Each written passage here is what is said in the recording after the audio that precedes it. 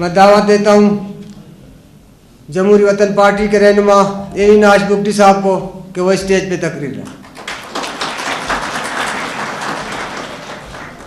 میں دعوت دیتا ہوں شکیل احمد صوبائی جنرل سیکرٹری پاکستان تحریک انصاف کہ وہ اسٹیج پہ تقریر لیں۔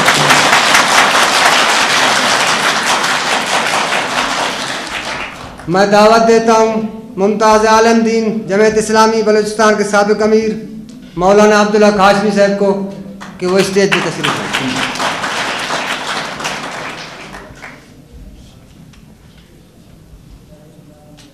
میں دعوت دیتا ہوں میر کوزار کاکڑ صاحب کو کہ وہ اسٹیج پہ تشریف لائیں۔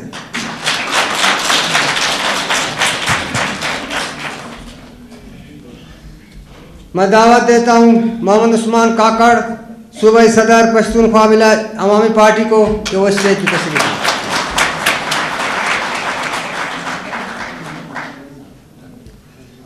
میں دعوت دیتا ہوں جناب شمس کرد صاحب کو کہ وہ اسٹیج پہ تشریف لائیں۔ میں دعوت دیتا ہوں جناب سردار الہی بخش جامور صاحب کو کہ وہ اسٹیج پہ تشریف لائیں۔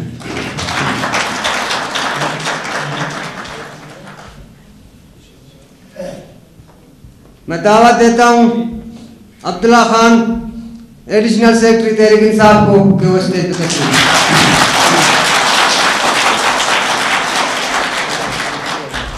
اسی کے ساتھ میں اپنے پروگرام کو آگے بڑھاتے ہوئے دعوت دیتا ہوں میاں عبدالغفور وٹو صاحب کو کہ وہ آئے اپنے اس پروگرام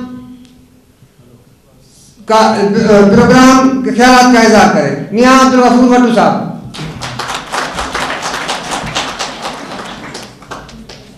بسم اللہ الرحمن الرحیم۔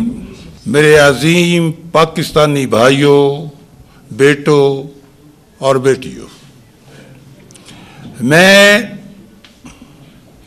تو اس قابل نہیں تھا، لیکن میں خدا کا شکر گزار ہوں کہ مجھ جیسی ناچیز کو قومی خدمت کے صلہ میں یہ موقع دیا کہ ملک کے کونے کونے میں جا کر استدعا کروں، درخواست کروں، ریکویسٹ کروں آپ سے کہ آؤ ہم متحد ہو جائیں، آؤ ہم اکٹھے ہو جائیں، آؤ ہم پر دشمن کا بہت بھاری حملہ ہے اور دشمن کی تیاری 60 سال 62 سال کی ہے اور ہم نے 60 سال 62 سال سو کر گزارا۔ تو میرے بیٹوں بیٹیوں، سب سے پہلے میں نعرہ لگاؤں گا، آپ میرا اس کا جواب دیں گے۔ میں کہوں گا پاکستان، آپ کہیں گے زندہ آباد۔ میں کہوں گا پاکستان، آپ کہیں گے پائندہ آباد۔ پاکستان پاکستان۔ میں آپ لوگوں کا شکر گزار ہوں، ممنون ہوں کہ انشاءاللہ ایک ایک کونے کونے گوشے گوشے سے یہ آواز اٹھے گی اور بہت جلد یہ 18 کروڑ کا کارواں اپنے مسائل، اپنے پرابلم اور اپنی حقیقی پوزیشن میں پہنچنے میں کامیاب ہوگا۔ حضرات، میں نہ تو عالم ہوں، نہ پروفیسر ہوں، نہ کوئی بڑا سکالر ہوں، لیکن میری جو دل میں بات آتی ہے وہ اپنے ٹوٹے پھوٹے الفاظ میں آپ کے سامنے پیش کروں گا۔ حضرات، ایک ملک تھا جسے عرب کہتے تھے اور اس عرب کی تاریخ جو بتاتی تھی کہ وہاں گھٹا گھٹ اندھیرا تھا، ظلم تھا، وہاں بکریوں اور بکریوں کو پانی پلانے پہ لڑائی ہوا کرتی تھی اور صدیوں جاری رہتی تھی۔ اس پر اللہ نے رحمت کی، اللہ نے کرم کیا، اللہ نے اپنا نبی بھیجا اور پھر اس نبی نے 40 سال کی عمر میں اپنی زندگی کو ایک مثالی زندگی بنا کے پیش کیا، اور لیکن جب دعویٰ کیا ان لوگوں کی بہتری کے لیے، ان لوگوں کی شفا کے لیے، ان لوگوں کی آخرت سدھارنے کے لیے، تو ملے 2 یا 3 4 آدمی ملے۔ حضرات، اس عظیم انسان نے اس عظیم ہستی نے جو خدا کے بعد دوسری ہستی ہے، ان کی کوششوں سے ایک دن ایسا وقت آیا کہ 313 کی شکل میں آج ہم بھی ان 313 کی مرہون منت ہیں کہ ہم مسلمان کہلاتے ہیں۔ شاید وہ 313 کو اللہ کامیابی نہ دیتا تو اسلام یہاں تک نہ پہنچتا۔ میں یہ سمجھتا ہوں، اور ہم نے آگے ایک اور کام کیا۔ حضرات، میں اس بڑی تاریخ میں نہیں جانا چاہتا کہ کس طرح ہمارے بزرگوں نے، ہمارے قائدین نے، ہمارے سپہ سالاروں نے قرضے کے نیچے دبی ہوئی تھی۔ میرے بیٹے بیٹیوں، میں اپنے آپ کو مجرم سمجھتا ہوں، اور میری عمر کے لوگوں کو میں مجرم کرتا ہوں کہ ان لوگوں نے پاکستان بننے کے بعد خرگوش کی نیند سو گئے۔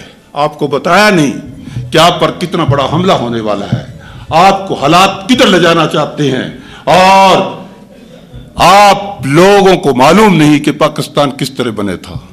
یہ پاکستان بنا تھا لا الہ الا اللہ کے نام سے، اللہ کے نام سے، رسول کے نام سے۔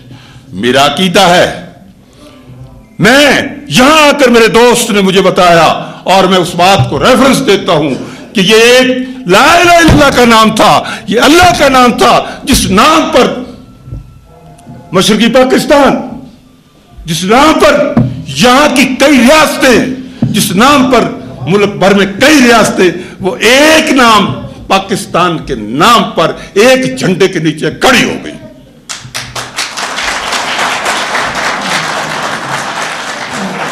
میرے بیٹوں، میری بیٹیوں، اس وقت اس کے بعد کیا ملا؟ آج ہم دعویٰ کرتے ہیں ہم کمانڈر ان چیف ہیں، آج ہم دعویٰ کرتے ہیں ہم جنرل کرنل ہیں، آج ہم دعویٰ کرتے ہیں صنعتکار ہیں، آج ہم دعویٰ کرتے ہیں وزیر اعلیٰ وزیر اعظم ہیں، آج ہم دعویٰ کرتے ہیں ممبر اسمبلیز ہیں۔ تو یہ تو اس پاکستان نے دیا ہے، تمہاری تو کوئی محنت نہیں، یہ تو اس اتحاد نے دیا تمہیں، اس کلمہ نے دیا ہے۔ حضرات، میں وہی بات دہراتا ہوں کہ میں اور میرے ساتھیوں نے اس وقت آپ کے گھر گھر جا کر، کوچے کوچے جا کر اس بات کو آپ کو باور نہیں کرایا کہ دنیا خوف زدہ ہے اس ملک سے، دنیا پری پلانیں کر رہی ہے، دنیا سوچ رہی ہے، ان کے فکری محاذ ایکٹیو ہیں، وہ خوف زدہ ہیں 313 کی شکل میں، وہ خوف زدہ ہیں کہ پاکستان ان پر ڈومینیٹ کر جائے گا۔ اور لیکن آپ اور ہم اپنی نیند سوئے رہے۔ وہ 1200 سال کا ایک غدار، ایک دشمن اور ایک ملک کا دشمن ہے۔ میں سمجھتا ہوں کہ امریکہ اور نہیں کہتا تھا، میں ٹی وی چینل پر یہ بات کہہ رہا ہوں، اور اس نے وہاں سے اپنی آواز اٹھائی، آؤ میں تمہیں گندم دیتا ہوں، آؤ میں تمہیں کپڑا دیتا ہوں۔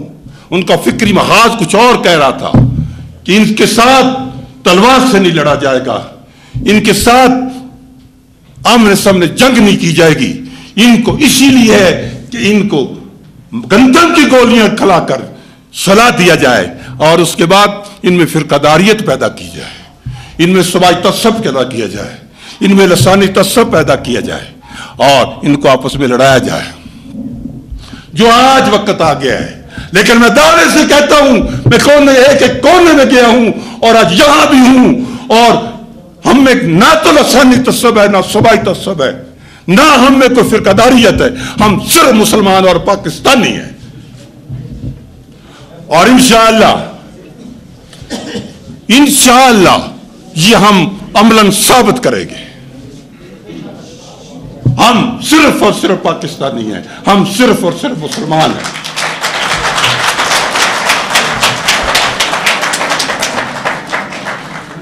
اور ہمیں سب کچھ ملا جس کو آج آپ عیش و عشرت کی زندگی گزار رہے ہیں۔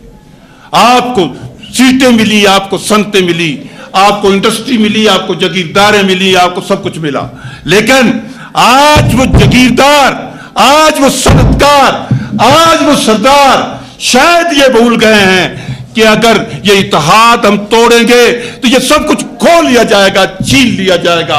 آج جو ان لوگوں کی مدد کر رہے ہیں وہ ملک کا دشمن ہے، سب سے پہلے ان کا دشمن ہے۔ پاکستان میں اس ملک کی، جس ملک کو امریکہ کہتے ہیں، اس ملک کی خدمت میں کیا باقی چھوڑا ہے؟ کیا باقی چھوڑا ہے؟ اپنا ملک برباد کر لیا اور اسے دنیا کا چودھری بنا دیا۔ دنیا کے چودھری بننے کے بعد پروفیسر صاحب پہلا حملہ، پہلا ٹارگٹ پاکستان بنا، اور اس کا سب سے زیادہ شدائی، اس کا سب سے زیادہ مرید مشرف یہ بات کہہ گیا تھا کہ باری شاید پہلے پاکستان کی آئے گی، اور وہ آئی۔ میں یہ محسوس کرتا ہوں اگر ہم بچنا چاہتے ہیں حالات سے، اگر ہم اپنے مسائل کا حل کرنا چاہتے ہیں، اگر ہم ترقی چاہتے ہیں، اگر ہم خوشحالی چاہتے ہیں، تو پھر یقین جانیے پاکستان کو مضبوط کیجیے۔ پاکستان مضبوط ہوگا، قومی اتحاد ہوگا، تو پھر آپ کا ستارہ بلندیوں پر ہوگا۔ یہ پاکستان تو بنا اس لیے ہے کہ دنیا پر حکومت کرے، یہ پاکستان بنا اس لیے ہے کہ یہ خدا کی خدائی کو دنیا میں پھیلائے، یہ پاکستان بنا اس لیے کہ سب دنیا اس کے ماتحت ہو، اور ہمارے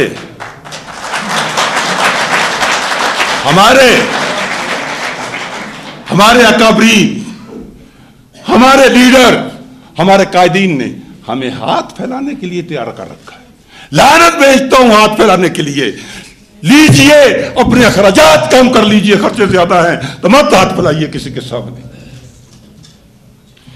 اور میں ایک ہی فکر کے بعد آپ سے اجازت مانگوں گا۔ میرا یہ ایمان ہے کہ اگر ہم نے یہ فیصلہ غلط کیا ہوتا تو ہمارے بزرگ یہ فیصلہ اس کے حق میں نہ کرتے۔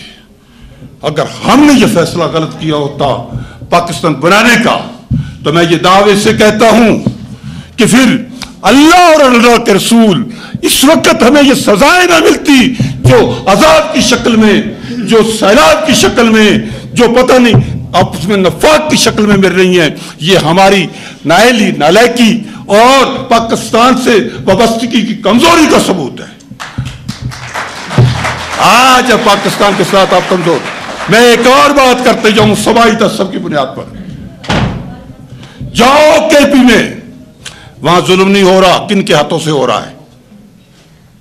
جاؤ کے پی میں، ظلم نہیں ہو رہا، کن کے ہاتھوں سے ہو رہا ہے؟ حکمرانوں کے ہاتھوں سے ہو رہا ہے۔ کیا وہ اسٹیٹ کلا سکتی ہے جو اسٹیٹ بیرونی حملے کو روکنے کی ہمت نہ کرے، جو اسٹیٹ بیرونی حملے کے بدے مقابل اپنی فوج کو نہ کھڑا کرے؟ اگر فوج انکاری ہوگی تو دیکھیں گے کہ وہ فوج کیسے کہلاتی ہے، کہ کیا ہو رہا ہے۔ ڈرون حملے ہو رہے ہیں، پنجاب میں کیا ہو رہا ہے وہ بھی آپ کے سامنے ہے، کہ حکمران، وہاں کا حکمران اعلیٰ جلوس نکال رہا ہے، جلسے کر رہا ہے لوگوں کے مسائل حل کرنے کے لیے۔ کیا حکمران ایسے کیا کرتے ہیں؟ جائے ریزائن دے، اور ریزائن دے کے جلسے جلوس کرے، ہم اس کے ساتھ ہیں۔ لیکن جلسے جلوس کر رہے حکمران ہوتے ہوئے، اور سندھ میں کیا ہو رہا ہے، یہاں کیا ہو رہا ہے، میں یہ محسوس کرتا ہوں۔ لیکن میں آگے ایک اور بات بتا دینا چاہتا ہوں کہ بتاؤ پنجاب پر الزام دینے والوں، آج میں پنجاب سے آیا ہوا اس بات کی وضاحت مانگتا ہوں۔ حضرات بتاؤ کون سا قائد اعظم کہاں کا رہنے والا تھا؟ کون سا لیاقت علی خان کہاں کا رہنے والا تھا؟ کون سا ذوالفقار علی بھٹو کہاں کا رہنے والا تھا؟ کون سا بے نظیر کہاں کا رہنے والا تھا؟ کون سا ایوب خان کہاں کا رہنے والا تھا؟ کون سا ناظم الدین کہاں کا رہنے والا تھا؟ کون سا سہروردی تھا کہاں کا رہنے والا تھا؟ اور غلطی کرے حکمران، زیادتی کرے حکمران، یار پاکستان جس نے سب کچھ تمہیں دیا ہے وہی تمہیں مظلوم اور کمزور ملا ہوا ہے، اس پر تم الزام دھرو۔ پاکستان نے اس میں تمہارا کیا نقصان کیا ہے؟ پاکستان نے تمہیں سب کچھ دیا، زبان دی، مقام دیا، روزگار دیا، صنعت دی، بیکاری سے جان چھڑائی اور ہندو سے آزادی دلوائی۔ پاکستان کا کیا قصور ہے اس میں؟ آؤ اٹھو، اس پاکستان کو لے کر آگے چلیں۔ انشاءاللہ ہماری بچے ہم سے خوش ہوں گے، ورنہ ہم سے بد دعائیں دیں گے۔ ہمارا رسول اور ہمارا اللہ ہمیں بخشے گا، ورنہ ہم جواب دہ ہوں گے۔ Thank you. ये थे मियां अब्दुल गफूर भट्टू साहब। अब मैं दावत देता हूँ जमहूरी वतन पार्टी के रहनुमा अविनाश बुगटी को, जो वो स्टेज पर आए अपने ख्यालात का इजहार करें। अविनाश बुगटी साहब।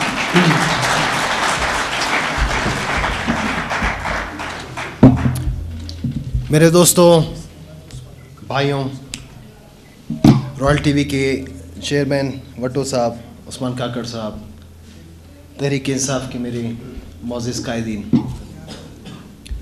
सबसे पहले तो मैं शुक्रिया अदा करूंगा कि रॉयल टीवी ने ये इस सेमिनार का इनेकाद कराया और हमें मौका दिया कि हम अपनी नाक़िस राय को यहाँ पेश कर सकें। आज का सेमिनार जिसका मौजू कौमी यकजहती रखा गया है, सबसे पहले तो ये समझने की ज़रूरत है कि कौमी यकजहती है क्या, कैसे हासिल हो सकती है और कैसे कायम रह सकती है। कौमी यकजहती के लिए मेरे दोस्तों और भाइयों और मेरी बहनों, कुछ तकाज़े, कुछ कवानीन, कुछ फ़राइज़ हैं जो हम पे लागू होते हैं बहैसियत एक कौम के, कि जिनको पूरा करके हम कौमी यकजहती की तरफ बढ़ सकते हैं, जो कि अल्टीमेटली हमें तामीर व तरक्की की तरफ और मुल्क के एक बावकार मकाम की तरफ ले जा सकता है। मैं हैरान हूँ, शायद वट्टू साहब हमसे उम्र में काफ़ी बड़े हैं, अगर हमारी उम्र के होते तो हम ज़्यादा खुल के बात कर सकते थे। लगता है कि बड़ी माजरत के साथ पंजाब के लिए लिखी गई तकरीर यहाँ पे की गई। कौमी यकजहती कैसे कायम हो सकती है जब आप मुल्क में रहते हुए अक़वाम के बराबर अदल व इंसाफ मुहैया नहीं कर सकते, आप वसाइल की मुनसिफाना तकसीम को यकीनी नहीं बना सकते, आप कौमों के दरमियान जहाँ पूरी कौम तबकों में बटी हुई है, मिडिल क्लास है, मिडिल क्लास तो अब रहा ही नहीं, एक जागीरदार तबका है, एक बिल्कुल पिसा हुआ तबका है। वट्टू साहब ने कहा कि पाकिस्तान ने हमें इंडस्ट्री दी, सहूलियात दी और न जाने क्या क्या। बड़ी माजरत के साथ वट्टू साहब, मेरा फ़र्ज़ है कि मैं बलूचिस्तानी कौम की नुमाइंदगी करूं, इसलिए अगर मेरी कुछ बातें आपको तल्ख़ लगे, आप मेहमान हैं हमारे, हम आपको यहाँ खुशामदीद कहते हैं, लेकिन आपने हमारे ज़ख्मों पे आज नमक छिड़क दिया ऐसी बातें करके। बलूचिस्तान में आप तो आज आए होंगे या कल आए होंगे, या हो सकता है पहले आपके यहाँ पे विज़िट रहे हों। कहाँ पे आपको इंडस्ट्री नज़र आई, कहाँ पे आपको तरक्की नज़र आई? आज भी वफाकी ब्यूरोक्रेसी में हमारी कितनी नुमाइंदगी है, कितने डिप्टी कमिश्नर्स हैं, कितने वज़ीर आज़म बलूचिस्तान से गुजरे हैं? क्या बहैसियत कौम, बहैसियत एक मुल्क जब से ये बना है, हर कौम ने कंट्रीब्यूट किया इस मुल्क को अपने पैरों पर खड़ा करने के लिए, जिसमें मेजर कंट्रीब्यूशन बलूचिस्तान का है इसके वसाइल की शक्ल में। उस वसाइल का आउटपुट, बेनिफिट, जो हक हमें मिलना चाहिए था, वो आज तक नहीं मिला।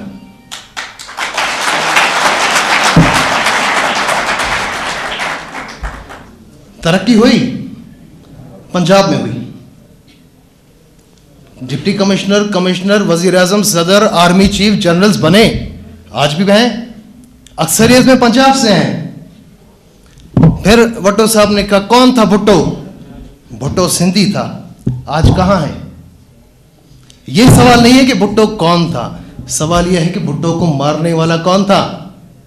सवाल यह नहीं है कि बेनजीर कौन थी, सवाल यह है कि बेनजीर को मारने वाला कौन था। जितने नाम आपने गिनवाए नहीं थे वो पंजाब से, लेकिन उनका हशर क्या हुआ? और ये हशर इसलिए हुआ क्योंकि वो पंजाब से नहीं थे।